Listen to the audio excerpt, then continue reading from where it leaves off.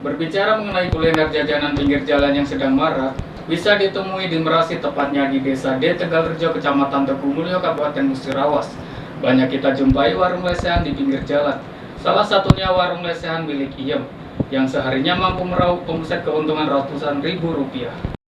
Begitu banyak penjual jajanan di pinggir jalan Merasi, yang berlokasi di D Tegalrejo, Kecamatan Tegumulyo, Kabupaten Musirawas. Salah satunya warung milik Iem. Di warung lesehannya menyediakan banyak berbagai menu seperti lotek, rujak, remis, dan es dogan. Omset yang didapat dalam perharinya mencapai ratusan ribu rupiah. Tempat jajanan lesehan pinggir jalan ini cukup banyak dikunjungi oleh masyarakat, mulai dari anak-anak, remaja, hingga dewasa. Pemilik warung lesehan Iem mengatakan, menariknya di warung lesehan pinggir jalan ini adalah tempatnya yang strategis, di pinggir jalan dan bersebelahan dengan siring irigasi. Menariknya ya, ada orang yang melintas, kan deket jalan raya, jalan lintas tuh kan.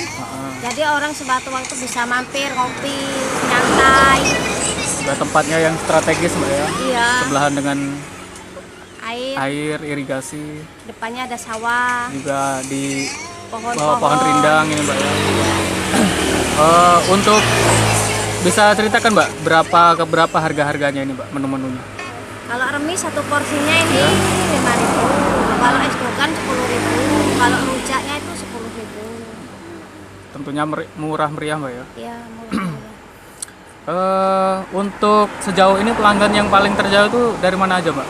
Dari Pahyang, Bengkulu juga ada, PUT, Moraklingi, Ya. Rupit. Untuk yang paling ramai ya Mbak, di hari apa aja tuh Mbak? Hari Minggu, hari Sabtu. Khususnya di hari weekend itu Mbak ya? Ah. Muhammad Dhani Rahmadi, Silambari TV melaporkan.